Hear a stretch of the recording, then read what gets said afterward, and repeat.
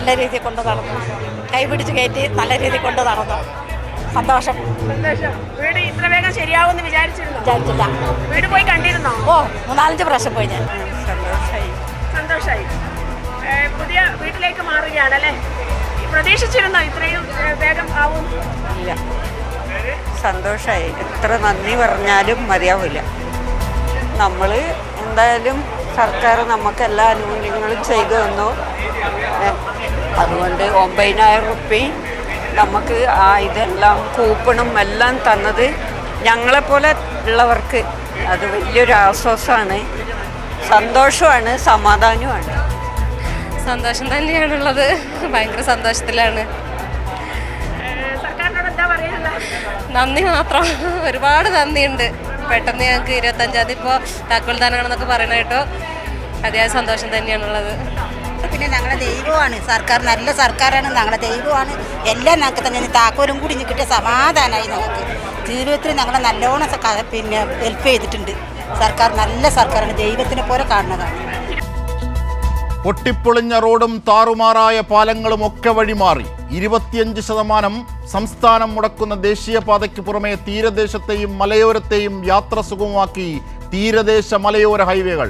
പൊട്ടിപ്പൊളിഞ്ഞ class മുറികളും കുട്ടികൾക്ക് ശങ്ക തീർക്കാൻ മൂക്കുപൊത്തൽ മൂത്രപ്പുരകളിൽ നിന്ന് നല്ല വെടിക്കെട്ട് ഹൈടെക് സ്കൂളുകളും, അതും നല്ല പ്രോട്ടീൻ ഭക്ഷണത്തിൻ്റെ അകമ്പടിയോടെ.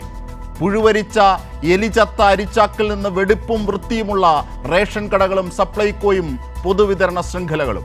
മൃതദേഹങ്ങൾക്കൊപ്പം രോഗികൾക്ക് കിടക്കേണ്ടി വന്ന സ്ട്രെച്ചർ പോലുമില്ലാത്ത ആശുപത്രികളിൽ നിന്ന് ലോകം അംഗീകരിച്ച മാതൃകാ ആശുപത്രികളിലേക്ക്. 2000 രൂപ പെൻഷൻ, വീട്ടമ്മമാർക്ക് പ്രത്യേക വരുമാനം ഉറപ്പാക്കൽ, പവർ കട്ടും ലോഡ് ഷെഡിങ്ങും ഇല്ലാത്ത വൈദ്യുതിയുടെ കാലം, പോലീസുകാർക്കുള്ള ഫണ്ട് തട്ടിപ്പും അനധികൃത സ്വത്ത് സമ്പാദനവും കമഴ്ന്നു വീണാൽ കാൽപ്പണമെന്ന അഴിമതിയുടെ കാലത്തു നിന്നും അഴിമതിയില്ലാതെ ലക്ഷം കോടികളുടെ പദ്ധതികൾ സമകാലികത്തിൽ യാഥാർത്ഥ്യമായിക്കൊണ്ടിരിക്കുന്നു. ഇതാ വയനാട് ദുരന്തത്തിൽ ജീവിതം നിലച്ചുപോയ മനുഷ്യർക്ക് 410 വീടുകൾ, അതും സ്റ്റാർ ഫെസിലിറ്റിയിൽ ഉയരുന്നു. 178 കുടുംബങ്ങൾക്ക് ആദ്യഘട്ടം എന്ന നിലയിൽ അവരുടെ വീടുകൾ ഇതാ കൈമാറുന്നു. പിരിച്ച പണമോ വീടോ ഗുണഭോക്താക്കളെയോ പറയാതെ വാചക കസറത്തുമായി ചിലർ ഓടി നടക്കുന്നു. ഇപ്പോഴും കാണുക കേരളമേ ഈ വ്യത്യാസം. വീട് വേണ്ടെന്ന് പറഞ്ഞ് മറ്റു പലരെയും വിശ്വസിച്ച് പോയവർക്ക് കെണി മനസ്സിലായി. ഇതാ സർക്കാരിൻ്റെ മടിത്തട്ടിലേക്ക് അവർ തിരിച്ചെത്തുന്നു. ഇതല്ലേ യഥാർത്ഥ വെളിച്ചമുള്ള വിസ്മയം? നമുക്ക് ചർച്ച ചെയ്യാം. ചർച്ചയെ സമ്പന്നമാക്കുന്ന അതിഥികൾ: CPIM നേതാവ് SK സജീഷ്, കോൺഗ്രസ് നേതാവ് റോണി കെ ബേബി, മുതിർന്ന മാധ്യമപ്രവർത്തകൻ M ജയചന്ദ്രൻ. ആദ്യം ശ്രീ റോണി കെ ബേബിയിലേക്ക്. ശ്രീ റോണി കെ ബേബി, വികസനത്തിൻ്റെ വലിയ പന്ഥാവ് ഇവിടുത്തെ ജനങ്ങൾ തൊട്ടറിയുകയാണ്. പ്രതിപക്ഷമുയർത്തുന്ന നുണക്കോട്ടകൾ പൊളിഞ്ഞു വീഴുകയാണ്. ഏറ്റവും ഒടുവിലത്തെ ഉത്തമ ഉദാഹരണം വയനാട് ദുരന്ത ഭൂമിയിൽ എല്ലാം നഷ്ടപ്പെട്ടു പോയവർക്ക്, ജീവിതം ഒലിച്ചു പോയെന്ന് കരുതിയവർക്ക്, അവരുടെ കൂടപ്പിറപ്പുകളെ ഒഴികെ ബാക്കിയുള്ളതെല്ലാം ഇതാ സംസ്ഥാന സർക്കാർ പറഞ്ഞതുപോലെ ചെയ്തു കൊടുക്കുന്നു.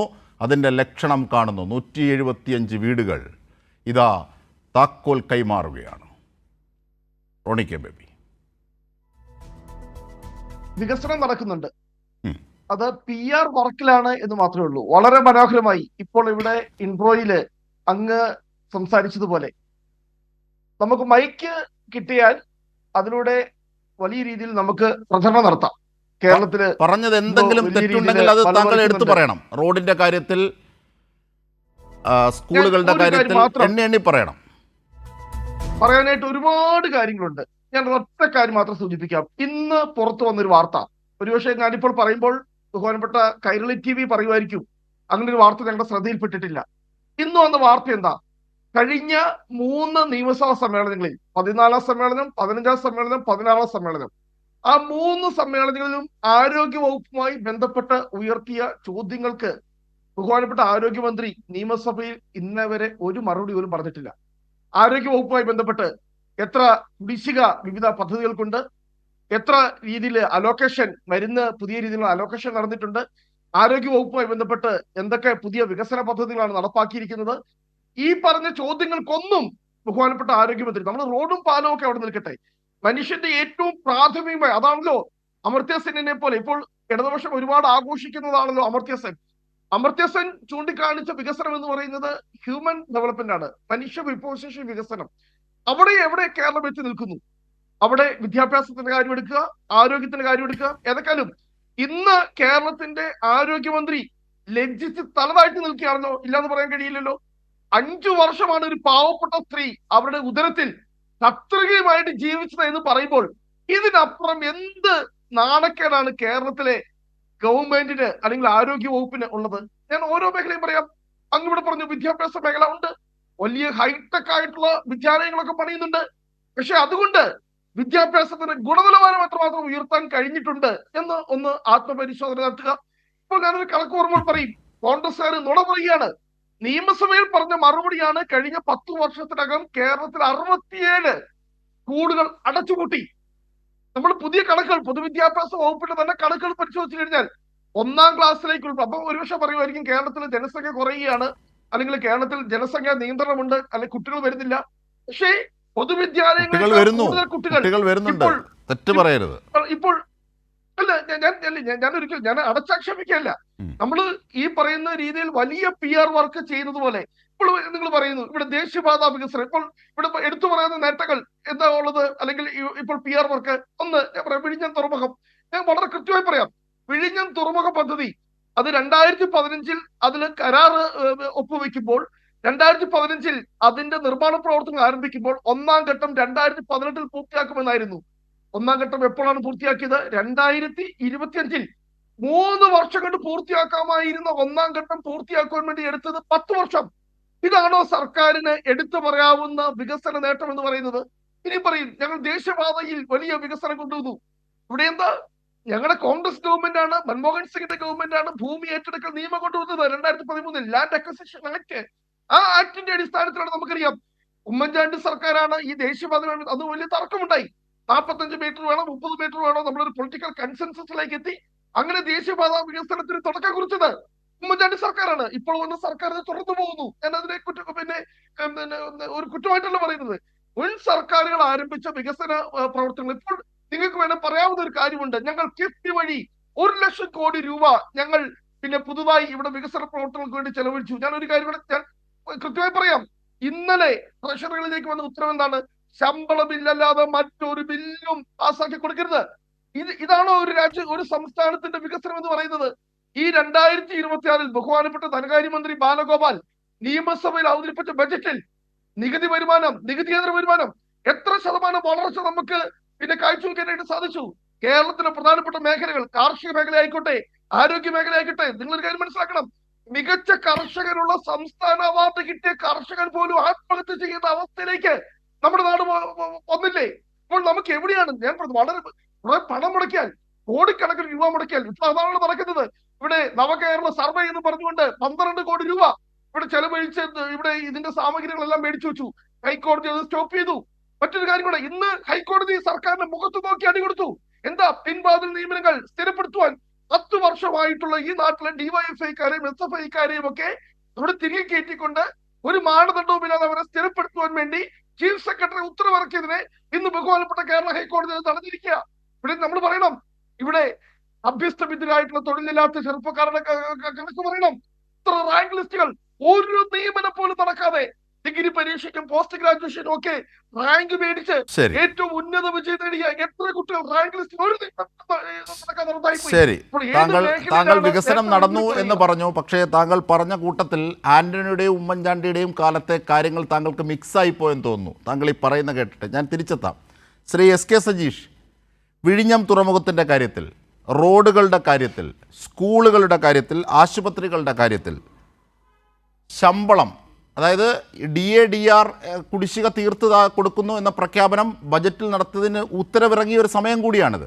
ഇതടക്കം അപനിർമ്മിതിയുടെ കാലങ്ങൾ വീണ്ടും ആവർത്തിക്കുകയാണ്. നുണക്കോട്ടകൾ കെട്ടിപ്പൊക്കാൻ ശ്രമിക്കുകയാണ് കോൺഗ്രസ് ഈ ഘട്ടത്തിൽ.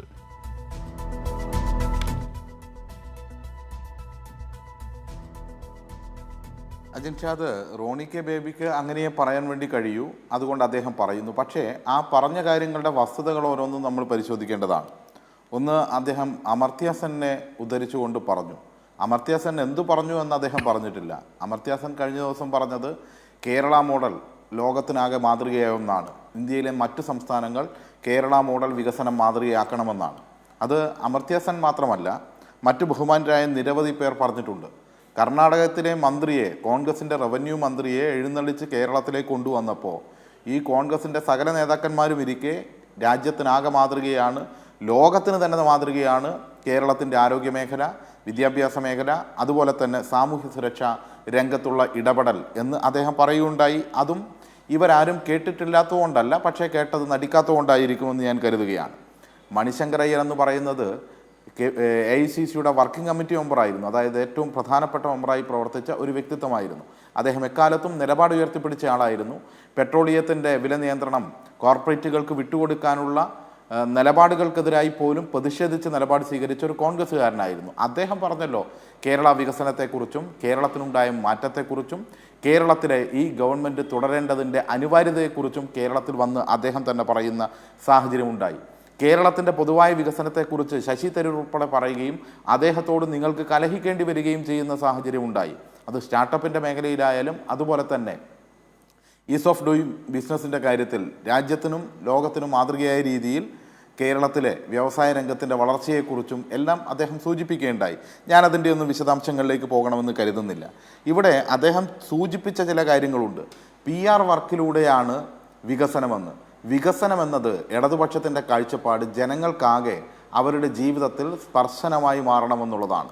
ആ സ്പർശമായി വികസനത്തിൻ്റെ സ്പർശം കേരളത്തിലെ ജനങ്ങൾക്ക് അനുഭവിക്കാൻ വേണ്ടി കഴിയുന്നില്ലേ? ഇല്ല എന്നാണോ കോൺഗ്രസും VD സതീശനും കൂട്ടരുമെല്ലാം പറയുന്നത്? അതുകൊണ്ടാണ് കേരളത്തിൽ ഇപ്പോൾ ഏറ്റവും കൂടുതൽ ചർച്ച ചെയ്യപ്പെടുന്നത് ശ്രീ VD സതീശൻ്റെ നുണകൾ എന്നതാണ്. VD സതീശനും കോൺഗ്രസും നുണ പറയുകയാണ്. പ്രതിപക്ഷത്തിൻ്റെ നുണകളെക്കുറിച്ച് കേരളം ചർച്ച ചെയ്യുന്നത് ആ സാഹചര്യത്തിലാണ് എന്ന് കാണേണ്ടതുണ്ട്.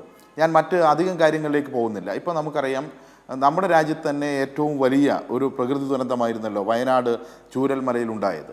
ആ ദുരന്തബാധിതരെ ചേർത്ത് പിടിച്ചു എന്ന് മാത്രമല്ല, അവർക്ക് 410 വീടുകൾ നിർമ്മിക്കാൻ വേണ്ടി തീരുമാനിച്ചു. അതിൽ നേരിട്ട് ആ ദുരന്തത്തിൽ വീട് പൂർണ്ണമായും നഷ്ടപ്പെട്ട 178 കുടുംബങ്ങൾക്ക് ഈ ഫെബ്രുവരി 25-ാം തീയതി കേരളത്തിൻ്റെ ബഹുമാനായ മുഖ്യമന്ത്രി വീടുകൾ കൈമാറുകയാണ്. അങ്ങനെ കൈമാറുമ്പോൾ നാം കാണേണ്ടത് ഒരു 410 വീട് എന്ന് പറയുമ്പോൾ ഈ കോൺഗ്രസ്സുകാരെല്ലാം സങ്കല്പിക്കുന്ന ഒരു ചെറിയ കാര്യമാണ്. ഒരു ടൗൺഷിപ്പ് രാജ്യത്തിനും ലോകത്തിനും മാതൃകയായി മുന്നോട്ട് വെക്കുന്നു എന്ന് പറഞ്ഞാൽ നമ്മുടെ ഏതാണ്ട് ഒരു തദ്ദേശ സ്വയംഭരണ വാർഡിലുള്ള മുഴുവൻ വീടുകളും പുനർനിർമ്മിക്കുന്നതിന് തുല്യമാണ്. അത്രയും വലിപ്പമുണ്ടാവും ഒരു തദ്ദേശ സ്വയംഭരണ സ്ഥാപനത്തിലെ മുഴുവൻ വീടുകളും പുനർനിർമ്മിക്കുന്ന അത്രയും വലിപ്പമുണ്ട് ആ ടൗൺഷിപ്പിലെ വീടുകൾക്ക്. ഇപ്പം നമുക്കറിയാം, ഒരു വാർഡിൽ ഏതാണ്ട് 250, 300, 400 വീടുകളൊക്കെയാണ്. അതിൽ താഴെയാണ് വീടുകൾ ഉണ്ടാവുക.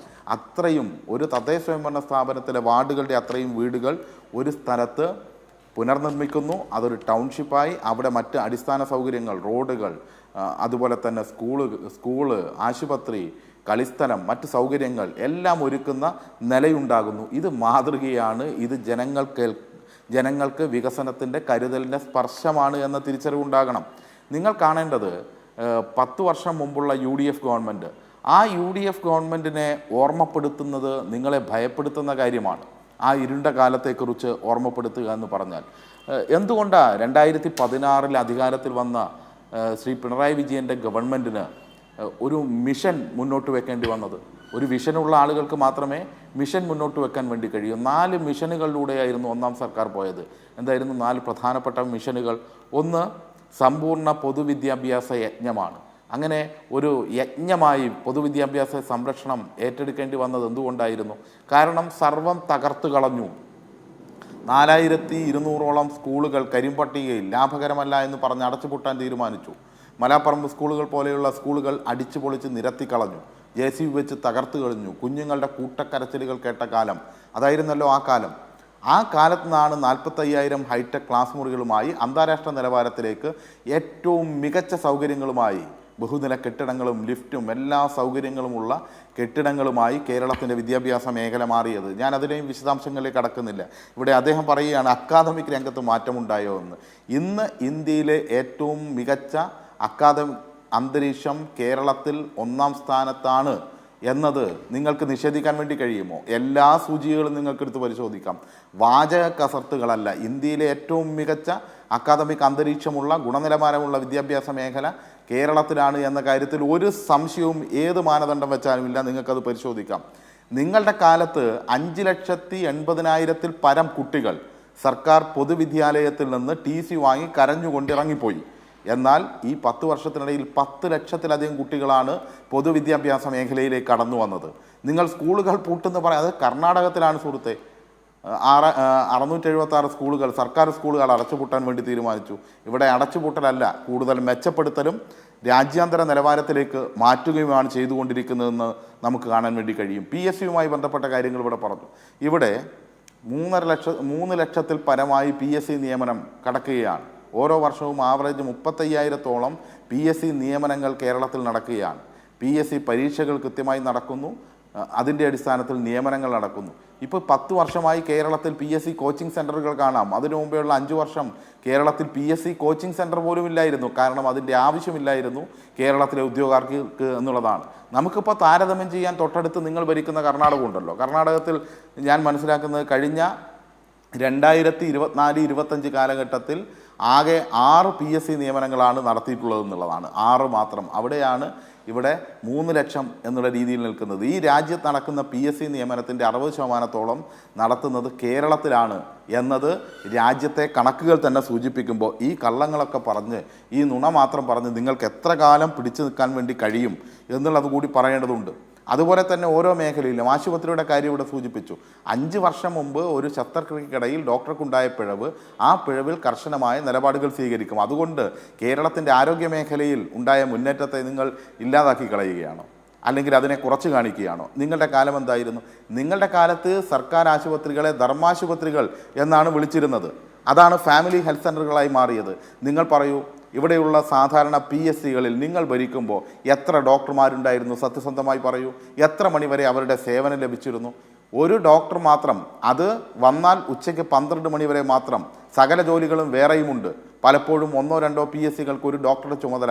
ഇതായിരുന്നല്ലോ 3 ഡോക്ടർമാരുടെ മുഴുവൻ സമയ സേവനവും ഫാർമസിയും ലബോറട്ടറിയും മറ്റ് സൗകര്യങ്ങളുമായിട്ട് കേരളത്തിലെ ഫാമിലി ഹെൽത്ത് സെൻ്ററുകൾ മാറി. അത് മാറിയതിൻ്റെ ഭാഗമായി സൗജന്യ ചികിത്സയുടെ കാര്യം നിങ്ങൾ നോക്കൂ.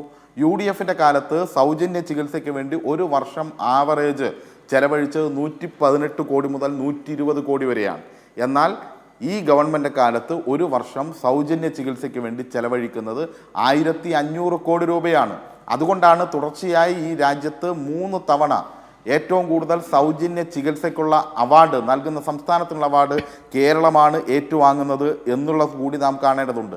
ആരോഗ്യ രംഗത്തുണ്ടായ മാറ്റത്തെക്കുറിച്ച് ഞാൻ കൂടുതൽ പറയുന്നില്ല. നിങ്ങളുടെ കാലത്ത് ഒരു കാത്ത് ലാബ് പോലും ജില്ലാടിസ്ഥാനത്തിൽ ഗവൺമെൻറ് ആശുപത്രിയിൽ, ജില്ലാ ആശുപത്രികളിലില്ലായിരുന്നു ഹൃദയ സംബന്ധിയായത്. എന്നാൽ ഇന്ന് 14 ജില്ലകളിലും അത് ലഭ്യമാണ്. അതാണുണ്ടായ മാറ്റം. 8 ഡയാലിസിസ് യൂണിറ്റ് പകരം 118 ഡയാലിസിസ് യൂണിറ്റുകളായി. ഇങ്ങനെ ഓരോ മേഖലയിലും ഉണ്ടായ മാറ്റം വളരെ വിപുലമാണ്.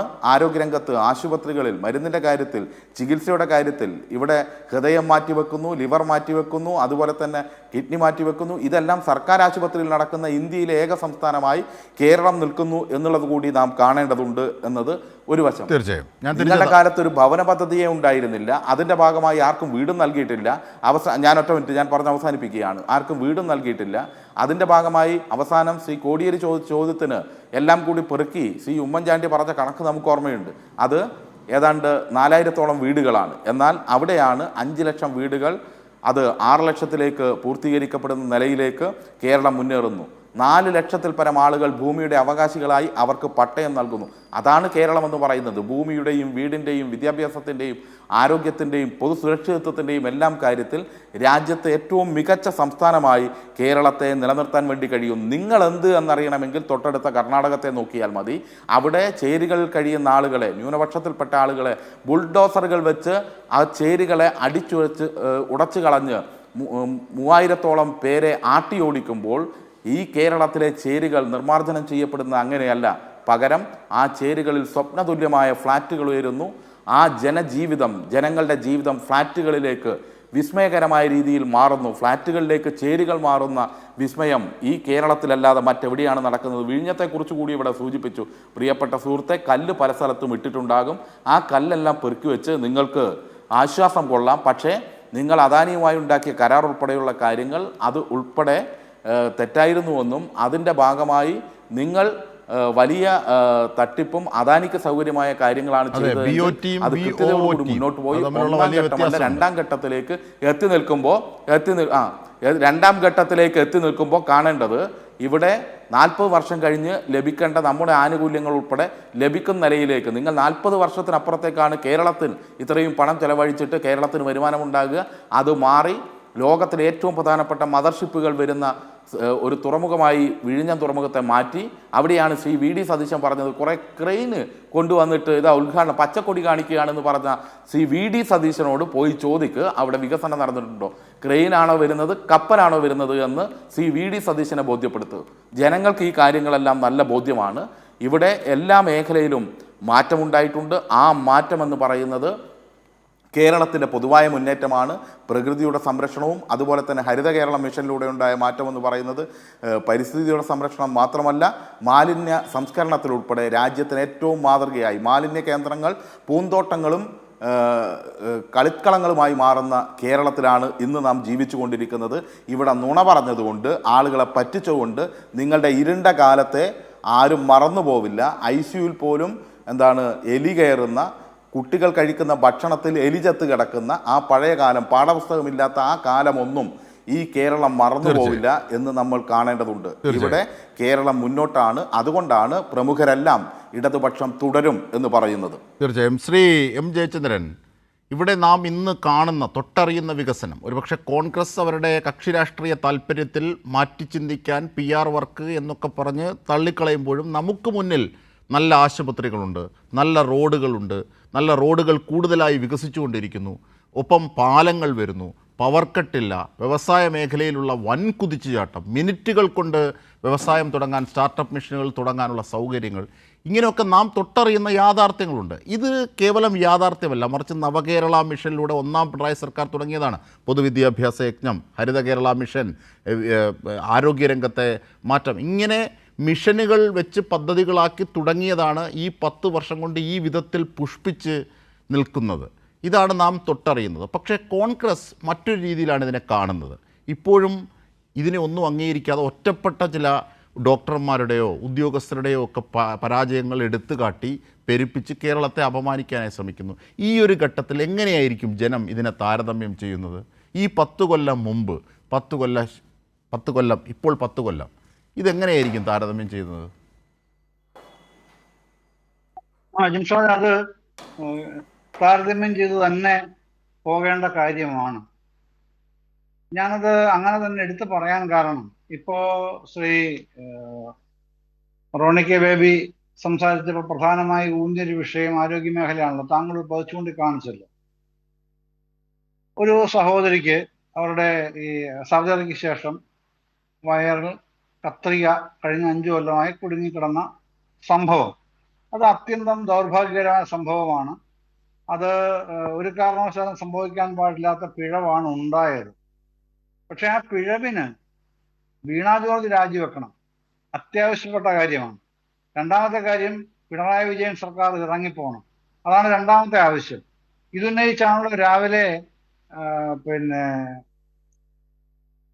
വണ്ടാനത്ത്, ആലപ്പുഴയിൽ വണ്ടാനത്ത് യൂത്ത് കോൺഗ്രസ്സുകാർ ഇടിച്ചു കയറിയത് വാർത്താ സമ്മേളനം നടക്കുന്ന സ്ഥലത്തേക്ക്, പ്രിൻസിപ്പലിന്റെയും മറ്റും വാർത്താ സമ്മേളനം നടക്കുന്ന സ്ഥലത്തേക്ക് ഇടിച്ചു കയറി ബഹളം ഉണ്ടാക്കിയതും പിന്നെ പോലീസ് അവരെ പിടിച്ചുകൊണ്ടുപോയി. അത് തന്നെ വലിയൊരു തമാശയാണ് ഈ വന്നത്. ശ്രീ ജയചന്ദ്രൻ, അതായത് ജീവനോടിരിക്കുന്ന ഉഷയെ കൊന്നു എന്ന് പറഞ്ഞാണ് മുദ്രാവാക്യം വിളിച്ചത് കോൺഗ്രസ്സുകാർ. ഈ കാര്യം പോലും അറിയാതെയാണ് പ്രതിഷേധക്കാർ എത്തുന്നതെന്നുള്ളതാണ്. അതെ, അല്ല, ഇതിങ്ങനെ പറയുമ്പോ ആ സംഭവത്തിനെ ഞാനൊരിക്കലും ന്യായീകരിക്കില്ല. ഞാനെന്നല്ല അല്ല, ഉഷയ്ക്കൊപ്പമാണ് സംസ്ഥാന സർക്കാർ എന്ന് ആരോഗ്യമന്ത്രി പറഞ്ഞു കഴിഞ്ഞല്ലോ. അതാ ഡോക്ടർക്ക് പറ്റിയ പരാജയം. എല്ലാവരും അങ്ങനെ പറയുമ്പോഴും വീണ ജോർജിന്റെ രാജി ആവശ്യപ്പെടുന്നവരോട് എനിക്ക് ചില മറു ചോദ്യങ്ങൾ ചോദിക്കാതിരിക്കാൻ കഴിയില്ല ജിംഷാദെ. അതിലേറ്റവും പ്രധാനം, ഇപ്പൊ തൊട്ട അയൽപക്കത്താണല്ലോ കർണാടകം കോൺഗ്രസിൽ അധികാരത്തിലിരിക്കുന്നത്. ആ കോൺഗ്രസ് അധികാരത്തിലിരിക്കുന്ന കർണാടക സംസ്ഥാനത്ത് കഴിഞ്ഞ വർഷം ഈ റോയൽ ചലഞ്ചേഴ്സ് ബാംഗ്ലൂരിന്റെ ക്രിക്കറ്റ് വിജയത്തെ തുടർന്ന് ചിന്നസ്വാമി സ്റ്റേഡിയത്തിലുണ്ടായ തിക്കിലും തിരക്കിലും പെട്ട 11 പേരാണ് ജീവൻ വെടിയേണ്ടി വന്ന ഹതഭാഗ്യർ. ഈ 11 പേരും മരിച്ചിട്ട് ആ കാര്യത്തിൽ ഇപ്പോഴും കോൺഗ്രസ് നേതാവാണല്ലോ മുഖ്യമന്ത്രി, അന്നും അതേയല്ലോ, സിദ്ധരാമയ്യ സർക്കാരാണല്ലോ. സിദ്ധരാമയ്യ സർക്കാരിലെ നഗരകാര്യ വകുപ്പ് മന്ത്രി രാജിവെച്ചോ? സ്പോർട്സ് കാര്യ വകുപ്പ് മന്ത്രി രാജിവെച്ചോ? എന്തിന്? അവിടുത്തെ കർണാടക സ്റ്റേറ്റ് സ്പോർട്സ് കൗൺസിലിലെ പ്രധാനപ്പെട്ട ചുമതലക്കാരെങ്കിലും രാജിവെച്ചോ? പോട്ടെ, റോയൽ ചലഞ്ചേഴ്സ് ബാംഗ്ലൂരിന്റെ മാനേജരെ കൊണ്ടെങ്കിലും രാജി എഴുതി വാങ്ങിപ്പിക്കാൻ കഴിഞ്ഞു. പിന്നെ ഇവരെന്താണ് ആവശ്യപ്പെടുന്നത്? അതിലൊന്നും ഒരു ധാർമ്മിക രോഷവും ഉണ്ടാവുന്നില്ല ഇവർക്ക്. അതൊരു കാര്യം. അതിന് തൊട്ടു മുമ്പ്, അത് നടക്കുന്നതിന് ഏതാനും മാസങ്ങൾക്ക് മുമ്പാണ് ഗുജറാത്തിലെ അഹമ്മദാബാദിൽ എയർ ക്രാഷ് ദുരന്തം ഉണ്ടായത്. 270 പേരാണ് അതിൽ മരിച്ചത്. അതിൽ ഗുജറാത്തിന്റെ മുൻ മുഖ്യമന്ത്രി വിജയ് രൂപാണി ഉൾപ്പെടും കേട്ടോ. ഏതെങ്കിലും ഒരാളെ കൊണ്ട്, പ്രമുഖനോ പ്രമുഖനല്ലാത്തയാളോ ഏതെങ്കിലും ചുമതലയിരിക്കുന്ന ഒരാളെ കൊണ്ടെങ്കിലും രാജിവെപ്പിക്കാൻ കേന്ദ്രം ഭരിക്കുന്ന യൂണിയൻ ഗവൺമെന്റ് അധികാരികളായ BJP കേന്ദ്ര സർക്കാരിനോ ഗുജറാത്തിലെ സർക്കാരിനോ കഴിഞ്ഞോ? കോൺഗ്രസ് പറഞ്ഞു അവിടെ ആരെങ്കിലും രാജിവെക്കണമെന്ന്? ഞാൻ കേട്ടിട്ടില്ല, ഞാൻ കണ്ടുമില്ല അവിടെ ആരെങ്കിലും രാജിവെക്കണമെന്ന് കോൺഗ്രസിന്റെ ഏതെങ്കിലും ഒരു നേതാവ്. ഇവിടുത്തെ ഒരു ബൂത്ത് കമ്മിറ്റി പ്രസിഡന്റ് പറയുന്നത് പോലും ഞാൻ കേട്ടിട്ടില്ല കേട്ടോ. ദേശീയ നേതാക്കൾ പറഞ്ഞിട്ടേ ഇല്ല. അത് അവിടുത്തെ കഥ. ഇനി അത്രയൊന്നും പോകണ്ട. നിങ്ങൾ എന്തിനാണ് അവിടുത്തെ കഥയെന്ന് ചോദിക്കുന്ന ആൾക്കാരോട്, കോൺഗ്രസ്സുകാരോട് ഒരു കാര്യം ഓർമ്മിപ്പിക്കാൻ, കേരളത്തിലുണ്ടായ ഒരു ഈ പറയുന്ന ഒരു കാര്യം കൂടെ ചേർത്ത് പറയണമല്ലോ. നമ്മുടെ ഒരു മലയാളി സഹോദരിയും ആ വിമാന ദുരന്തത്തിൽ മരിച്ചു കേട്ടോ, രഞ്ജിത നഴ്സ്, അതടക്കം ഉണ്ട്. അപ്പോൾ ഈ മറ്റൊരു ദുരനുഭവം കേരളത്തിലുണ്ടായത് ഇപ്പൊ ചികിത്സാ പിഴവിന്റെ കാര്യമാണ്. കേരളത്തിലുണ്ടായ ഒരു ചികിത്സാ പിഴവിന്റെ കാര്യമാണ്. കുറച്ച് പുറകോട്ട് പോകണം, 22 വർഷം പുറകോട്ട് പോകേണ്ടി വരും. 2004 വർഷം. ഭരണം ഉമ്മൻചാണ്ടിയുടെ കയ്യിലാണ്. അല്ല, ഉമ്മൻചാണ്ടി ആയിട്ടില്ല അന്ന്. AK ആന്റണിയാണ്, ശരിയാണ്, AK ആന്റണിയാണ് അന്ന് മുഖ്യമന്ത്രി.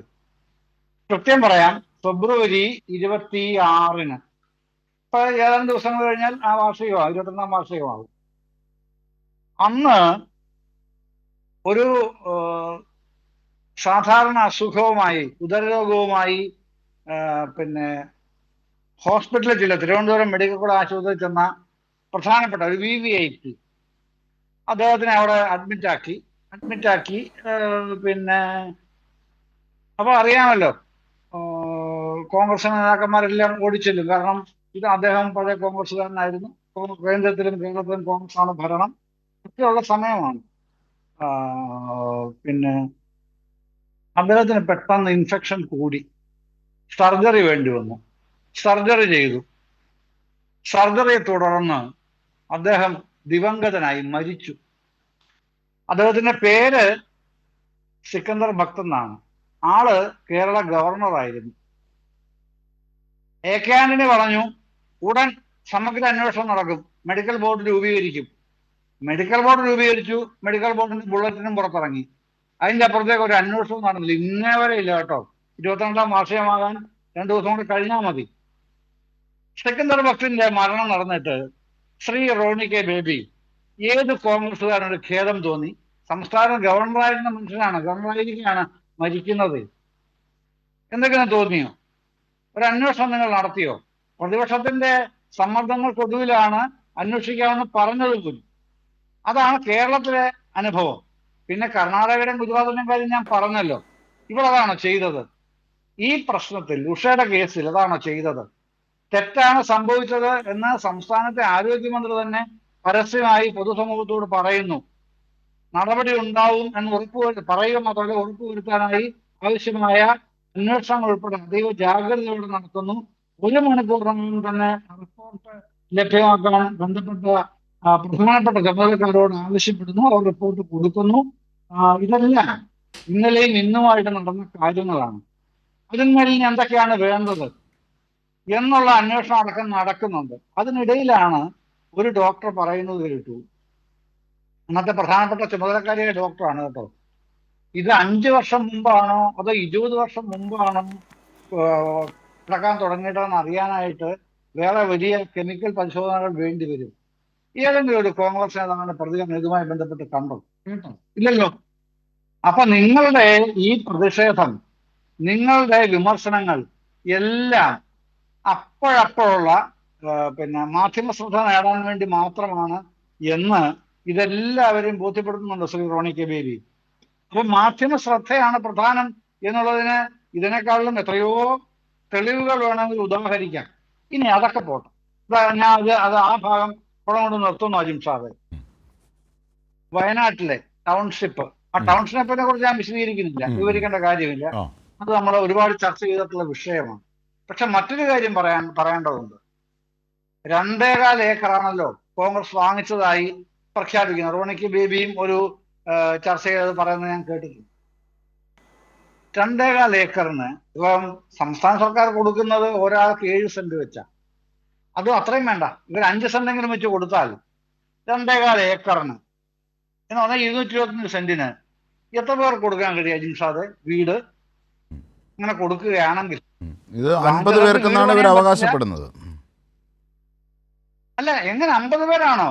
അപ്പം യൂത്ത് കോൺഗ്രസിന്റെ തന്നെ 30 ഉണ്ട്, രാജീവ് ഗാന്ധിയുടെ 100 ഉണ്ട്, കർണാടകയുടെ 100 ഉണ്ട്, ലീഗിന്റെ എത്രയാണ് വേറെ കിടക്കുന്നത്? ലീഗിന്റെ ആൾക്കാർ ഇന്ന് ജില്ലാ കളക്ടറോട് പറഞ്ഞാലും ജില്ലാ കളക്ടർ തന്നെ പറഞ്ഞല്ലോ, ഞങ്ങൾക്ക് തന്ന പൈസ, ഇങ്ങോട്ട് വന്ന പൈസ അങ്ങോട്ട് തരാം, ഞങ്ങൾക്ക് വീട് മതി കേട്ടോ എന്ന് സംസ്ഥാന സർക്കാരിനോട് അഭ്യർത്ഥിക്കുകയാണ് അവർ. അതാണ് നില. കാര്യം UDFന്റെ വാക്കും പഴയ ചാക്കും ഒരുപോലെയാണെന്ന് അനുഭവത്തിൽ നിന്ന് ബോധ്യപ്പെട്ട ജനതയാണ് സംസ്ഥാന സർക്കാരിനോട്. ശ്രീ ജയചന്ദ്രൻ, ഞാൻ തിരിച്ചെത്താം. ജില്ലാ കളക്ടർ പറഞ്ഞ ആ വാക്കൊന്ന് കേൾക്കാം. ടൗൺഷിപ്പ് എല്ലാ സൗകര്യങ്ങളോടും കൂടിയാണ് നടപ്പിലാക്കുന്നത്. അതിന് വേണ്ട എന്ന് പറഞ്ഞ് പുറത്തു പോയ കുറച്ച് ആൾക്കാരുണ്ട്. അവർ പിന്നീട് മേഡത്തെ സമീപിച്ചിരുന്നു, തിരിച്ചു വരണമെന്ന്. യെസ്, കുറച്ച് ആൾക്കാർ അങ്ങനെ ഓപ്ഷന് മാറ്റുന്ന ഒരു റിക്വസ്റ്റ് തന്നിട്ടുണ്ട്. കുറേ ആൾക്കാരും ആ സമയത്തിലെ 15 ലക്ഷം നമ്മൾ മേടിച്ച് പോയി മാഡം, ബട്ട് ഇപ്പോൾ ഒരു വീട് തന്നാൽ കൊള്ളാം എന്ന് പറഞ്ഞിട്ട് കുറേ ആൾക്കാരും നമ്മൾ സമീപിച്ചിട്ടുണ്ട്. പോസിറ്റീവായിട്ടാണ് അവർ നമ്മൾ സ്വീകരിച്ചിട്ടുള്ളത്. ഇപ്പോൾ നമ്മുടെ ടൗൺഷിപ്പിലെ വളരെ നല്ല രീതിയിൽ വർക്ക് നടക്കുന്നുണ്ട്. ആ വർക്കൊക്കെ നോക്കുമ്പോൾ അവർക്ക് സാറ്റിസ്ഫാക്ഷനാണ്. പിന്നെ ലൊക്കേഷനും കൂടി ബൈപ്പാസിൻ്റെ ഏറ്റവും അടുത്ത കൽപ്പറ്റ ഹെഡ് ക്വാർട്ടേഴ്സിലുള്ള ഒരു നല്ല വീടാണ്. 7 സെൻറ്റ് ഭൂമി, 1000 സ്ക്വയർ ഫീറ്റ്, നല്ല കൺസ്ട്രക്ഷൻ ക്വാളിറ്റി, അമ്യൂണിറ്റീസ് ഒക്കെ എല്ലാം നോക്കുമ്പോൾ പിന്നെ എല്ലാവർക്കും ഒരുമിച്ച് ഇരിക്കുമ്പോൾ കിട്ടുന്ന ഒരു കംഫർട്ടാണ്. ദാറ്റ് ഈസ് വാട്ട് ലൈക്ക് എല്ലാവരും തിരിച്ചു വരുന്നത്. ഒരു 10ൻ്റെ അടുത്ത ആൾക്കാർ അങ്ങനെ വന്നിട്ടുണ്ട്. ശ്രീ റോണി കെ ബേബി, ഈ 104 പേർ, അതായത് മൊത്തം 410 വീടുകളാണ് സർക്കാർ വെച്ച് നൽകുന്നത്. 516 കുടുംബങ്ങളാണ് ഇതിൽ വീട് നഷ്ടമായത്. ഇതിൽ 410 കുടുംബങ്ങൾക്കാണിപ്പോൾ വീട് ഉയരുന്നത്. 104 കുടുംബങ്ങൾ 15 ലക്ഷം രൂപ വീതം വാങ്ങി വേണ്ട എന്ന് പറഞ്ഞു, വീട് വേണ്ട, സർക്കാരിൻ്റെ വീട് വേണ്ട എന്ന് പറഞ്ഞ് മുസ്ലിം ലീഗിനെയോ കോൺഗ്രസിനെയോ ഒക്കെ വിശ്വസിച്ച് പോയവരുണ്ട്. അവരിൽ പലർക്കും അമളി പറ്റിയെന്ന് പറഞ്ഞുകൊണ്ട് തിരിച്ചെത്തുന്നു എന്നതാണ് ഇപ്പോൾ ജില്ലാ കളക്ടർ തന്നെ സാക്ഷ്യപ്പെടുത്തുന്നത്. അതുമാത്രം മതി UDFൻ്റെ വീട് വെച്ച് നൽകലിലെ പരാജയം വ്യക്തമാകാൻ. നമ്മൾ നല്ല കാര്യങ്ങൾ ഉണ്ടെങ്കിൽ നമ്മൾ തീർച്ചയായിട്ടും നല്ല കാര്യങ്ങൾ അത് അപ്രീഷിയേറ്റ് ചെയ്യണം. ഇവിടെ ബഹുമാനപ്പെട്ട ജയേന്ദ്രൻ മാഷ്, അദ്ദേഹത്തിന് നല്ല വായനയുള്ള ആളാണ്, അദ്ദേഹം നല്ല മാധ്യമ പ്രവർത്തകനാണ്, ഞാൻ ഒരുപാട് ബഹുമാനിക്കുന്ന ഒരു മാധ്യമ പ്രവർത്തകൻ. അപ്പൊ അദ്ദേഹം ചോദിക്കുകയാണ്, കർണാടക സർക്കാർ നൽകിയ 100 കോടി രൂപ എവിടെ പോയി? ബഹുമാനപ്പെട്ട ജയേന്ദ്രൻ മാഷിന് അറിയാമല്ലോ, കർണാടക സർക്കാർ KPCCക്കോ കോൺഗ്രസ് പാർട്ടിക്കോ അല്ലല്ലോ പൈസ നൽകിയത്. ആ പൈസ നൽകിയത് കേരള സർക്കാരിനല്ലേ? അങ്ങനെയാണെങ്കിൽ അത് KPCC അവകാശപ്പെടണ്ടല്ലോ. കർണാടക സർക്കാർ കേരള സർക്കാരിന് നൽകുന്നു. അതെങ്ങനെയാണ് കോൺഗ്രസിന്റെ അക്കൗണ്ടിൽ വരുന്നത്? അങ്ങനെയാണെങ്കിൽ വകുപ്പുണ്ടായ ഒരു അങ്ങനെ പറയാതെ ജയേന്ദ്ര മാഷ് പറഞ്ഞെന്താ? കർണാടക സർക്കാർ നൽകിയ കാശും 100 വീടിന്റെ കാര്യം അദ്ദേഹം പറഞ്ഞത്. 100 വീട് കേരള സർക്കാർ വെച്ച് കൊടുക്കുന്ന പറഞ്ഞത്. കർണാടക സർക്കാർ 100 വീട് വെച്ച് കൊടുക്കാനുള്ള പൈസ കേരള സർക്കാരിന് കൊടുക്കുന്ന പറഞ്ഞത്, അല്ലാതെ കോൺഗ്രസ് പാർട്ടിക്ക് വരുന്നല്ല പറഞ്ഞത്. അതെവിടെ പോയത് ഞങ്ങൾ ചോദിച്ചത്. ഞങ്ങൾ പറഞ്ഞത് ഞങ്ങൾ പറഞ്ഞെന്താ? ഞങ്ങൾ പറഞ്ഞത് KPCC 100 വീട് വെച്ച് കൊടുക്കുന്നു പറഞ്ഞു. ആ. അതിൽ 50 വീടിന്റെ കല്ലിടാൻ പോവാ. ആ. ഉള്ള കാര്യം നല്ല ആ കാര്യം ചെയ്താൽ ശരി, നല്ല കാര്യമായിട്ട് അങ്ങനെയാണെങ്കിൽ പറഞ്ഞിരിക്കണം. സംശയം റോണി കെ ബേബി സംശയം 50 വീട് അല്ലല്ല റോണി കെ ബേബി 50 വീടുകൾ നിങ്ങൾ വെച്ച് നൽകുന്ന ആ 25-ന് ഈ 175 വീടുകളുടെ താക്കോൽ കൈമാറുന്നു സർക്കാർ. അപ്പോൾ നിങ്ങൾ പറയുന്നു 26-ന് തറക്കല്ലിടും. ആർക്കാണ്? 50 വീടുകൾക്ക് അല്ലേ? അതല്ലേ റോണി കെ ബേബി പറഞ്ഞത്? ഈ വീടുകളുടെ ഗുണഭോക്താവ് ആരാണ്? ഞാൻ പറയാം, സർക്കാരിന്റെ ലിസ്റ്റിൽ വരാത്ത ആളുകൾ, സർക്കാരിന്റെ ആനുകൂല്യങ്ങൾ കിട്ടാത്ത ആളുകൾ, അവർക്കാണ് നിങ്ങൾ കൊടുക്കുന്നത്. അങ്ങനെയാണെങ്കിൽ ഞാൻ ആ കണക്ക് പറയാം. 516 കുടുംബങ്ങൾക്കാണ് വീട് നഷ്ടമാകുന്നത്. 410 പേർക്ക് സർക്കാർ ഇതാ വീട് വെച്ച് നൽകുന്നു. അത് ആദ്യഘട്ടമാണെന്നേ. ആദ്യഘട്ടം 327 അല്ല റോണി കെ ബേബി അങ്ങനെ പറയരുത്. താങ്കൾ പറയുന്നത് ഫാക്ച്വൽ എററാണ്. ഞാൻ പറയുന്നത് കൃത്യമാണ്. 516 അല്ല 175 വീട് ആദ്യഘട്ടത്തിൽ, 327 വീട് ഇതാ മഴക്കാലത്തിന് മുമ്പ്, ബാക്കിയുള്ളവ അടുത്തത്. അങ്ങനെ മൊത്തം പ്രൊജക്റ്റിലുള്ളത് 410 വീടുകളാണ് അവിടെ ഉയരുന്നത്. നിങ്ങൾക്ക് പോയി നോക്കാം, അല്ലെങ്കിൽ ഇടയ്ക്കിപ്പോൾ പോയി നോക്കിയ സിദ്ദിഖിനോട് ചോദിച്ചാൽ മതി, സിദ്ദിഖിനോട് നിങ്ങൾ വിളിച്ച് ചോദിച്ചാൽ മതി. അപ്പം ഞാൻ ചോദിക്കുന്ന കണക്ക് ഇവിടെയാണ്. Roni K baby സ്കിപ്പാവരുത്. 516 കുടുംബങ്ങൾക്ക് വീട് നഷ്ടമായി. 410 പേർക്ക് വീട് തയ്യാറാക്കുന്നു സർക്കാർ. അതിൽ 175 കൊടുക്കുന്നത്. 106 പേർ പൈസ വാങ്ങി അവർക്ക് വീട് വേണ്ട എന്ന് പറഞ്ഞു പോയി, നിങ്ങളെ വിശ്വസിച്ച് പോയി. അപ്പോൾ 106. അതിൽ 2 കുടുംബങ്ങൾ ഉന്നതിയിൽ ഉള്ളവരാണ്. അവർക്ക് അവരുടെ ആവാസ വ്യവസ്ഥയിൽ പ്രത്യേക വീട് പിടിച്ചു. അതുകൊണ്ട് ആ 2 പേരുടെ കാര്യം മാറ്റിവെക്കാം. 104 പേര് അവർ 15 ലക്ഷം വാങ്ങിപ്പോയി. അപ്പോൾ ഈ 516 പേരുമായി ഇനി ആർക്കാണ് നിങ്ങൾ വീട് വെച്ച് കൊടുക്കുന്നത്? കാരണം കൃത്യമായി ഞാൻ അങ്ങ് വെറുതെ ഇങ്ങനെ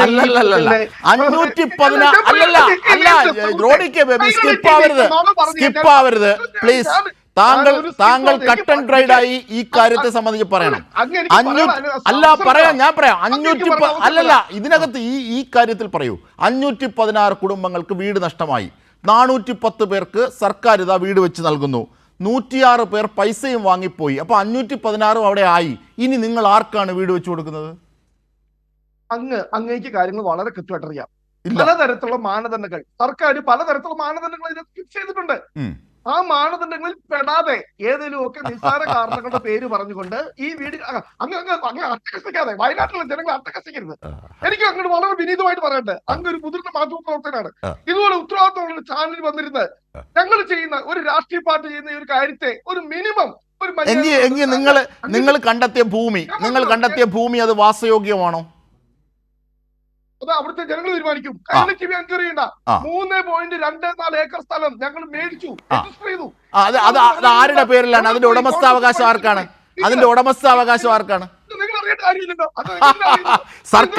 സർക്കാർ നൽകുന്ന വീടുകളുടെ ഉടമസ്ഥാവകാശം 7 സെന്റും വീടും പട്ടയം ഉൾപ്പെടെയാണ്. അതായത് ഈ ഗുണഭോക്താവ് അല്ല റോണി കെ ബേബി നല്ല കാര്യം നമുക്ക് അംഗീകരിക്കാം. പോവാം. റോണി കെ ബേബി എന്റെ സംശയം താങ്കൾ ക്ലിയർ ചെയ്യുന്നില്ല. ഞാൻ കൃത്യമായി ഒറ്റ കാര്യം ചോദിക്കട്ടെ, അവിടുത്തെ കച്ചവടക്കാർക്ക് നായ പൈസ കൊടുത്തില്ല. ആര് പറഞ്ഞു? തെറ്റ്.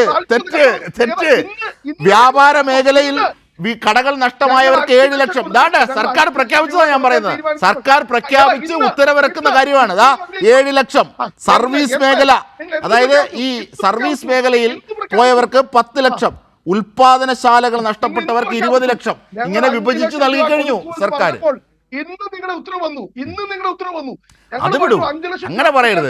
താങ്കൾ പറഞ്ഞു അവർക്ക് നൽകിയിട്ടില്ലെന്ന്. ആ സർക്കാരിനൊരു പ്രോസസ് ഇല്ലേ? സർക്കാരിന്റെ പ്രോസസ് അനുസരിച്ചല്ലേ കൊടുക്കാൻ പറ്റും. എന്റെ സംശയം ഇതാണ് റോണി കെ ബേബി. എന്റെ സംശയം താങ്കൾ തീർക്കുമോ? എന്റെ സംശയം താങ്കൾ തീർക്കുമോ റോണി കെ ബേബി? എന്റെ സംശയം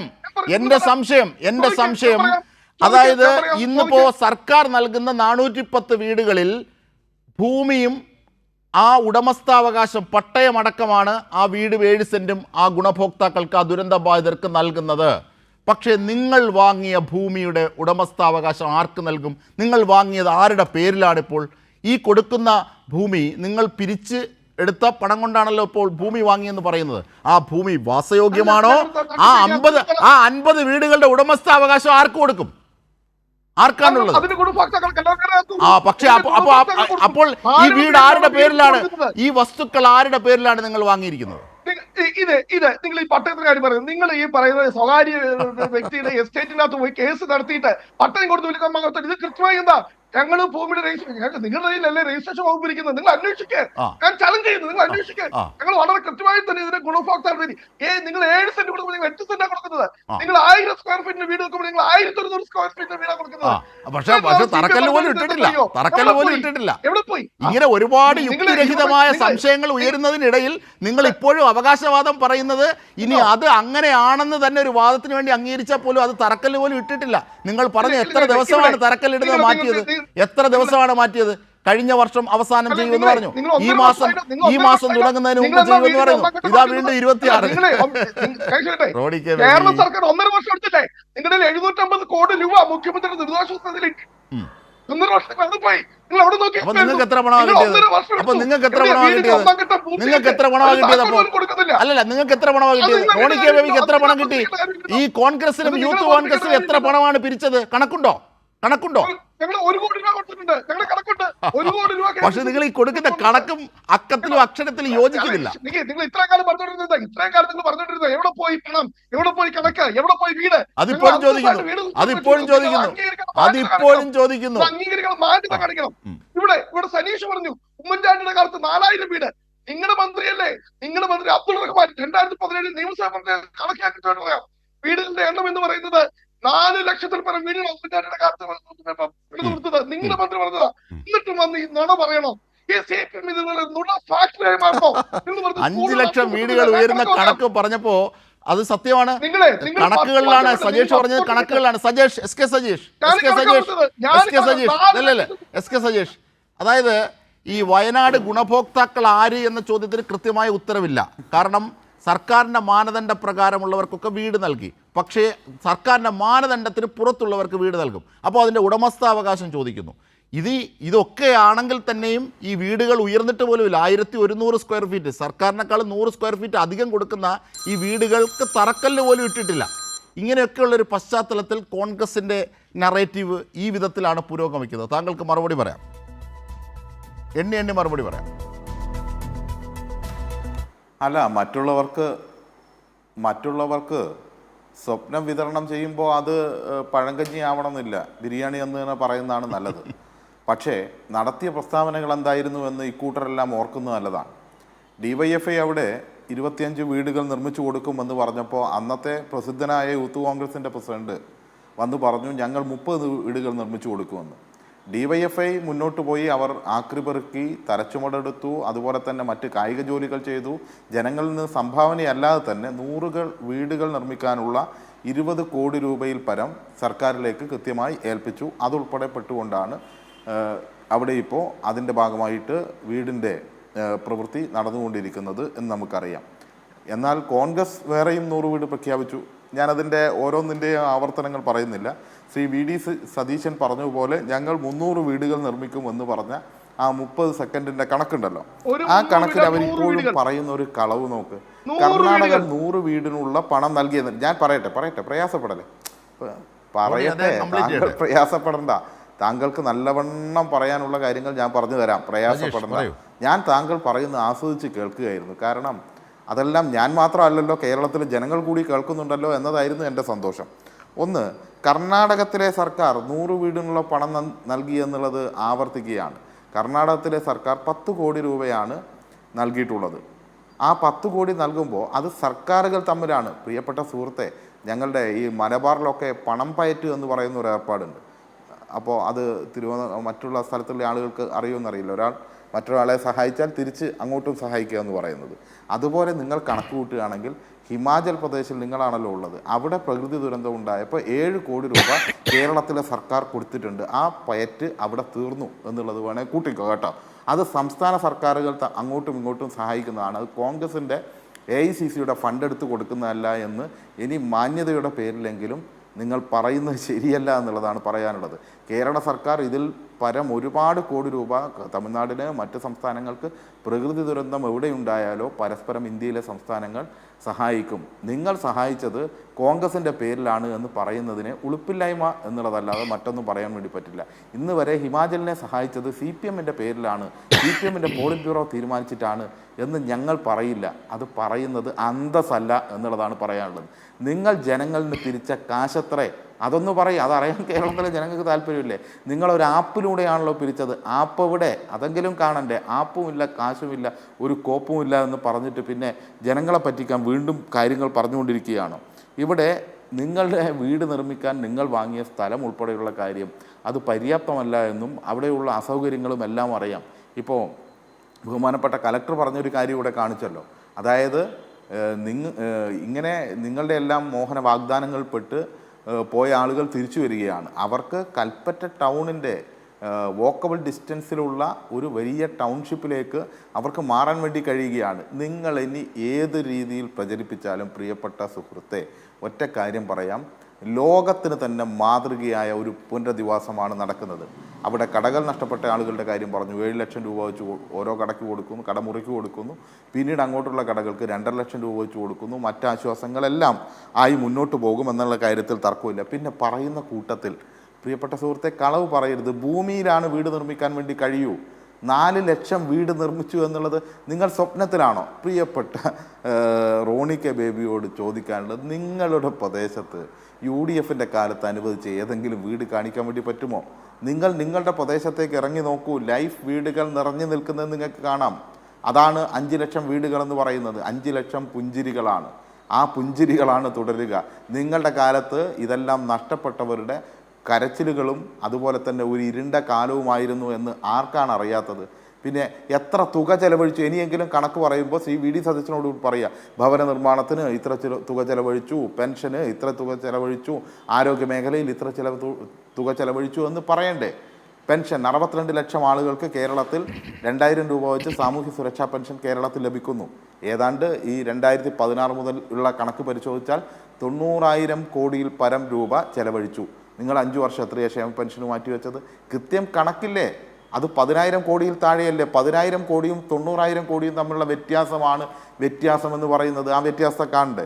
ദുരിതാശ്വാസ നിധിയിൽ നിന്ന് വലിയ പന്തലൊക്കെ ഇട്ട് ഉമ്മൻചാണ്ടി വലിയ കൊട്ടിഘോഷം നടത്തിയിട്ട് ആളുകൾക്ക് ചികിത്സാ ആനുകൂല്യം വിതരണം ചെയ്തല്ലോ. എത്രയാണ് വിതരണം ചെയ്തത്? 838 കോടിയാണ് ആകെ 5 വർഷം കൊണ്ട്. ഇവിടെ എത്രയാണ്? ഇവിടെ 10,000-ൽ പരം കോടി വിതരണം ചെയ്തു കഴിഞ്ഞു. ഒരു ആഘോഷവുമില്ലാതെ, ഒരു പണവും ചെലവഴിക്കാതെ, അപേക്ഷയുടെ അടിസ്ഥാനത്തിൽ മാത്രം. ഇതല്ലേ വ്യത്യാസം എന്ന് പറയുന്നത്? ഈ വ്യത്യാസത്തെ ജനങ്ങൾ ജീവിതത്തിൽ അനുഭവിക്കുന്നില്ലേ? നിങ്ങൾ പറയുമ്പോൾ കണക്ക് പറയണം. നേരത്തെ സാമ്പത്തിക കാര്യം, കേരളത്തിൻ്റെ സാമ്പത്തിക ഭദ്രതയെക്കുറിച്ചെല്ലാം പറയുകയാണ്. നിങ്ങൾ കോൺഗ്രസ് തന്നെയല്ലേ എന്ന് ഞാൻ അത്ഭുതപ്പെടുകയാണ്. ഉമ്മൻചാണ്ടി നമ്മളെല്ലാവരും ബഹുമാനിക്കുന്ന നേതാവാണല്ലോ.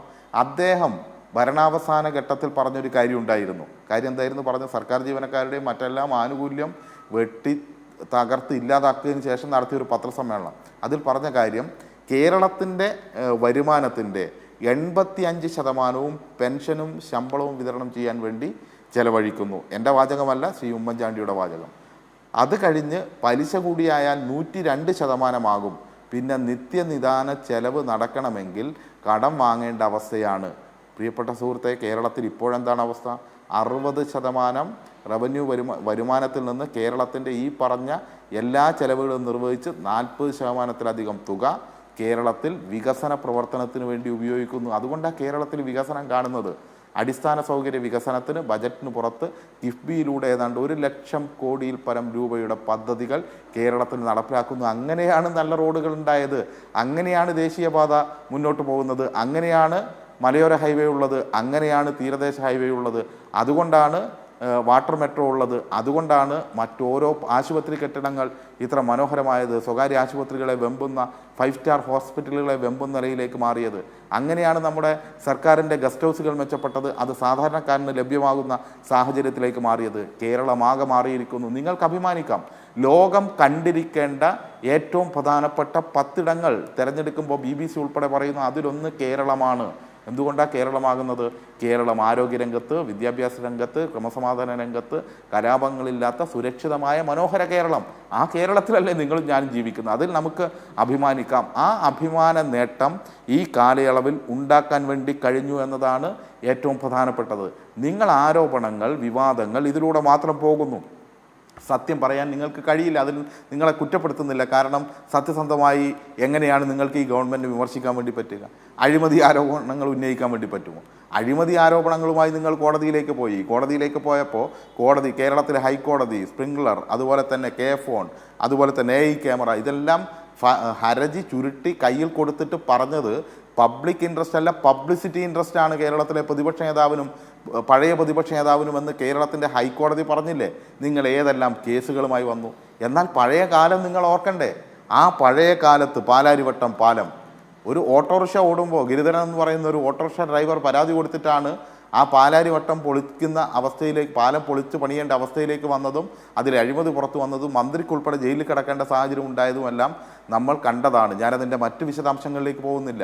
എത്രയെത്ര അഴിമതികൾ, വെളിച്ചമില്ലാത്ത ഒരു കാലം, പവർ കട്ടും ലോഡ് ഷെഡിങ്ങും, മെഴുകുതിരിയും കുപ്പിവിളക്കും എല്ലാമായി കുട്ടികൾ പഠിച്ചുകൊണ്ടിരുന്ന കാലം, വീടുകളിൽ കറണ്ടില്ലാത്ത കാലം, ആ കാലത്താണ് ഫ്രിഡ്ജ് ഓഫാക്കി വെക്കുന്നതിനെ കുറിച്ച് അന്നത്തെ വൈദ്യുതി മന്ത്രി ക്ലാസ് എടുത്തു കൊടുത്ത കാലം. അതുപോലെ തന്നെ ഏതെല്ലാം മേഖലയിൽ തകർന്ന കേരളമല്ലായിരുന്നോ നമ്മൾ കണ്ടതല്ലേ? KSRTC തനിയെ പൂട്ടിക്കോളുമെന്ന് മന്ത്രി പറഞ്ഞ കാലം, ചത്ത എലിയെ കുട്ടികളുടെ ഉച്ചഭക്ഷണത്തിൽ നിന്ന് കിട്ടിയിട്ട് അവസാനം മന്ത്രി വന്ന് ഭക്ഷണം കഴിച്ചിട്ട് മാത്രം കുട്ടികൾ ഭക്ഷണം കഴിച്ച ഒരു കാലം. ഇപ്പോൾ ഉച്ചക്കഞ്ഞിയല്ല, ഉച്ചയ്ക്ക് നല്ല ഭക്ഷണമാണ്. ഇതെല്ലാം കേരളത്തിലുണ്ടായ മാറ്റമല്ല. ഈ മാറ്റത്തെ നിങ്ങളങ്ങ് ഇല്ലാതാക്കാൻ വേണ്ടിയാണോ ശ്രമിക്കുന്നത്? എന്തെല്ലാം രീതിയിൽ നിങ്ങൾ ഏതെല്ലാം സംവിധാനങ്ങൾ ഉപയോഗിച്ചു? നിങ്ങൾക്ക് എന്തെങ്കിലും കിട്ടുമോ എന്ന് നോക്കുന്നില്ല. നിങ്ങളുടെ ഒരു MP ശ്രീ പ്രേമേന്ദ്രൻ ലോക്സഭയിൽ പോയി ചോദിച്ചില്ലേ കേരളത്തിൻ്റെ താല്പര്യമാണോ? അതായത് ഈ KFONിൻ്റെ കാര്യത്തിൽ അതിന് ലൈസൻസ് ഉണ്ടോ, അതിന് അംഗീകാരമുണ്ടോ, സാമ്പത്തികമായി ഫീസിബിളാണോ, കേന്ദ്ര സർക്കാരിൻ്റെ സഹായമുണ്ടോ എന്നെല്ലാം പോയി ചോദിച്ചില്ലേ? എന്തെങ്കിലും ഉത്തരത്തിൽ അവിടുന്നെങ്കിലും കിട്ടിയാൽ ഇവിടെ വന്ന് പയറ്റാമെന്ന് കരുതിയിട്ടല്ലേ? എല്ലാം കൃത്യമായിരുന്നല്ലോ. എല്ലാ ലൈസൻസും ഉണ്ട്, ഫീസിബിളാണെന്ന് പരിശോധന നടന്നിട്ടുണ്ട്. അതുപോലെ തന്നെ കേന്ദ്ര സർക്കാരിൻ്റെ സഹായമില്ല എന്ന് കിട്ടി. നിങ്ങൾ കേന്ദ്രത്തെ പോലും ആശ്രയിക്കുന്നു കേരളത്തിലെ സർക്കാരിനെ വിമർശിക്കാൻ വേണ്ടി. കേന്ദ്ര ഏജൻസികൾ വന്ന് കേരളത്തിലെ സർക്കാരിനെ വേട്ടയാടാൻ വേണ്ടി ശ്രമിച്ചു. നിങ്ങളുടെ നേതാവല്ലേ ശ്രീ രാജ്മോഹൻ ഉണ്ണിത്താൻ? അദ്ദേഹം പറഞ്ഞ വാചകം നിങ്ങൾ ഓർക്കേണ്ടതുണ്ട്. അദ്ദേഹം പറഞ്ഞത് എന്തായിരുന്നു? അദ്ദേഹം പറഞ്ഞത് ED, CBI, കസ്റ്റംസ്, അതുപോലെ തന്നെ IT എല്ലാവരും വന്ന് തലയ്ക്ക് മുകളിൽ പറഞ്ഞു പിണറായി വിജയൻ സർക്കാരിൻ്റെ തെരഞ്ഞെടുപ്പ് കാലത്ത്. അത് കഴിഞ്ഞ് അവരങ്ങ് പോയി. പക്ഷേ ശ്രീ പിണറായി വിജയൻ പോയില്ല. പിണറായി വിജയൻ എന്തായത്? പിണറായി വിജയൻ ആ EDക്കെതിരെ കേസെടുത്തു. ഞങ്ങളെ ഇങ്ങോട്ട് വന്നപ്പോൾ അങ്ങോട്ട് കേസെടുക്കാൻ വേണ്ടി തയ്യാറായി. അതാണ് കേരളത്തിലെ ഗവൺമെൻറ് എന്ന്. അത്രയും കരുത്തുണ്ട്, വിശ്വാസമുണ്ട്, സുതാര്യതയുണ്ട് എന്ന് നിങ്ങളുടെ MP ശ്രീ രാജ്മോഹൻ ഉണ്ണിത്താൻ പറഞ്ഞു. നിങ്ങളുടെ കാലത്തെക്കുറിച്ച് ഇപ്പോഴത്തെ പ്രതിപക്ഷ നേതാവ് ശ്രീ VD സതീശൻ പറഞ്ഞത് എന്താണ് എന്നതുകൂടി താങ്കൾ ഓർക്കേണ്ടതുണ്ട്. അദ്ദേഹം പറഞ്ഞത് തീവെട്ടിക്കൊള്ളയാണ് നടക്കുന്നത്. വലിയ പ്രതിഷേധം ഉണ്ടായി അദ്ദേഹത്തിനെതിരായി ആ കാലത്ത്, ശ്രീ ഉമ്മൻചാണ്ടിയുടെ കാലത്ത്. അന്നേ അദ്ദേഹം പറഞ്ഞത് എന്താണ്? ഞാൻ തീവെട്ടിക്കൊള്ളയാണ്, അഴിമതിയാണ് എന്ന് പറഞ്ഞത് ശ്രീ AK ആൻ്റണി അങ്ങനെ പറഞ്ഞുകൊണ്ടാണ്. AK ആൻ്റണിയും അങ്ങനെ പറഞ്ഞു. അന്നത്തെ KPCCയുടെ പ്രസിഡന്റായിട്ടുള്ള VM സുധീരൻ പറഞ്ഞു. എന്താണ്? കടുംവെട്ടാണ് നടന്നുകൊണ്ടിരിക്കുന്നത്. ശിഖരങ്ങളിൽ നിന്ന് വെട്ടിയെടുത്ത് അവസാനത്തെ പാല് മൂറ്റിയെടുക്കുന്ന രീതി. ഒരു കടുംവെട്ട് ക്യാബിനറ്റ് ഉണ്ടായിരുന്നു കേരളത്തെ മുഴുവൻ. എനിക്കൊരു ചെറിയ ഇടവേള അനിവാര്യമായതുകൊണ്ട് മാത്രം ഞാനൊന്ന് പോയി വരാം. അതിനു മുമ്പ് റോണി കെ ബേബി, ഈ 3.24 ഏക്കർ ഭൂമിയിൽ 8 സെന്റ് വെച്ച് എത്ര പേർക്കാണ് നിങ്ങൾ വീട് കൊടുക്കാൻ ഉദ്ദേശിക്കുന്നത്? എത്ര പേർക്ക് വീടാണ്? ഒരു പുതിയ കേരളമാണ്, നവയുഗമാണ്, ഒരു പുതിയ ഇടവേളയിലേക്ക് പോകണം. അതിനു മുമ്പ് അല്ലല്ല പറയാം. 2.18 ഏക്കർ സ്ഥലത്തിന്റെ രജിസ്ട്രേഷൻ നടപടികൾ കൂടി മുന്നോട്ട് പോയിക്കൊണ്ടിരിക്കുകയാണ്. മൊത്തം വരുമ്പോഴത്തേക്കും ഏകദേശം 6 ഏക്കറോളം വരും. അതിന്റെ അകത്താണ് ഞങ്ങൾ 100 വീടുകൾ നിർമ്മിച്ച് നൽകാൻ വേണ്ടി ഉദ്ദേശിക്കുന്നത്. ഇപ്പോൾ 3.24 ഏക്കർ ഓൾറെഡി സ്ഥലത്തിന്റെ 1.8 എത്ര വീടാണ് സുഹൃത്തെ? അത് ഞങ്ങൾ എത്ര വീടാണ്, എത്ര പണമാണ് നിങ്ങൾ പിരിച്ചത്? പറയണ്ടേ? ജനങ്ങൾ പിരിച്ച പണം എത്രയാണ്? ജനങ്ങളുടെ അത്ര. നിങ്ങൾ 100 വീടിന്റെ പണമാണോ പിരിച്ചത്? നിങ്ങൾ എത്രയാണ് പിരിച്ചത്? DYFI 20 കോടി 100 വീടിന്റെ പണം പിരിച്ചല്ലോ. യൂത്ത് കോൺഗ്രസ് എത്രയാ പിരിച്ചത്?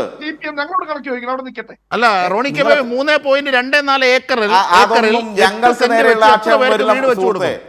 അതൊന്നും ഞങ്ങൾക്ക് നേരെ വരില്ല. നിങ്ങളുടെ കൂടെ അത് നിങ്ങൾ ആൾക്കാർ വയനാട്ടിലേക്ക് തന്നെ ഞങ്ങളല്ലല്ലോ. നോക്കിയാൽ മതി. അവിടെ ഞങ്ങളുടെ നിങ്ങളുടെ കൂടെ ആൾക്കാർ തന്നെയല്ലേ സ്വന്തം പറഞ്ഞത്? മകന് വിഷം കൊടുത്ത് ആത്മഹത്യ ചെയ്തത് നിങ്ങളുടെ സാമ്പത്തിക ക്രമക്കേട് കാരണം. അതൊന്നും ഞങ്ങൾക്ക് നേരെ പ്രയോഗിക്കാമെന്ന് കരുതരുത്. അത് ഞങ്ങൾക്ക് നേരെ പ്രയോഗിക്കാമെന്ന് കരുതരുത്. അത് നിങ്ങളുടെ സംസ്കാരം. അന്വേഷണം എവിടെയായി? അല്ല 3.24 അല്ല റോണി കെ ബേബി 3.24 ഏക്കർ വെച്ച് സുഹൃത്തെ, ഏക്കറിൽ ഞങ്ങൾ അത് ശീലിച്ചിട്ടില്ല. നിങ്ങൾ ഈ ചർച്ചയിൽ പറയൂ, എത്ര പണമാണ് യൂത്ത് കോൺഗ്രസ് പിരിച്ചത്, എത്രയാണ് കോൺഗ്രസ് പിരിച്ചത്? ഡിവൈഎഫ്ഐ എന്ന് പറയുന്ന ഒരു യുവജന പ്രസ്ഥാനത്തിന് 20 കോടി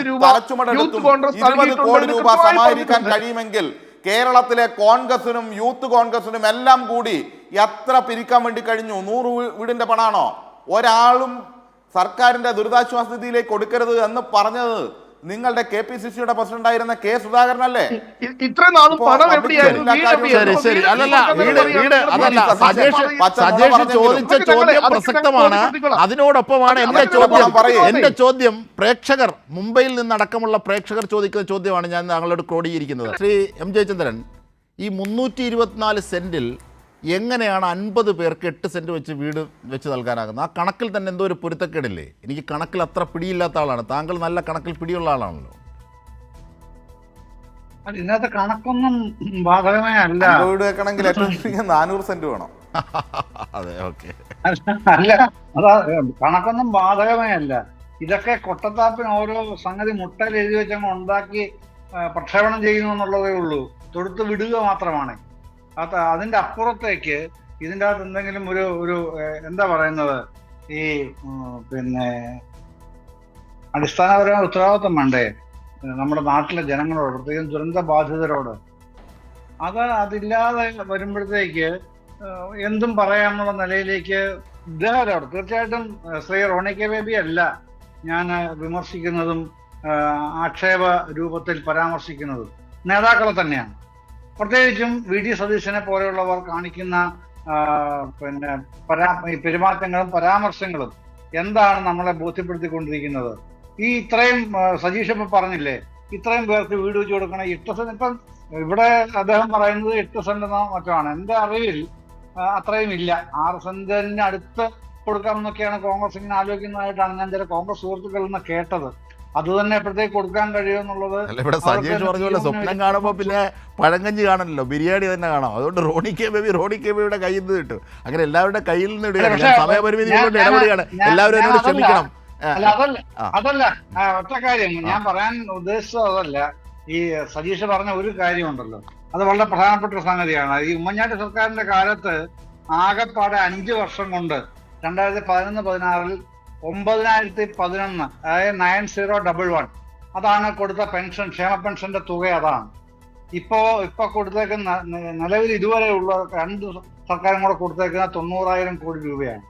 ഈ 911-ഉം 90,000 കോടിയും തമ്മിലുള്ള ഒരു വ്യത്യാസം വളരെ വലുതാണ്. എന്തായാലും ഇപ്പോ ഇങ്ങനെ മൊട്ടമേൽ കെട്ടിപ്പൊക്കുന്ന ഈ വാചക കസറത്തും യാഥാർത്ഥ്യമാകുന്ന വികസന പന്ഥാവും ഇത് രണ്ടും ജനങ്ങൾ തന്നെ താരതമ്യം ചെയ്യുകയാണ്. എന്തായാലും നമുക്ക് കാത്തിരുന്ന് കാണാം. ഈ 26-ന് കല്ല് എങ്കിലും ഇടുമോ എന്നുള്ളത് കാസർഗോഡുകാർ ചോദിക്കുന്ന പോലെ ഉമ്മവും എന്നേ പറയാനാകും. എന്തായാലും ചർച്ചയിൽ പങ്കെടുത്തവർക്കൊക്കെ നന്ദി. ന്യൂസ് ആൻഡ് ന്യൂസോടെ പൂർണ്ണമാകുന്നു.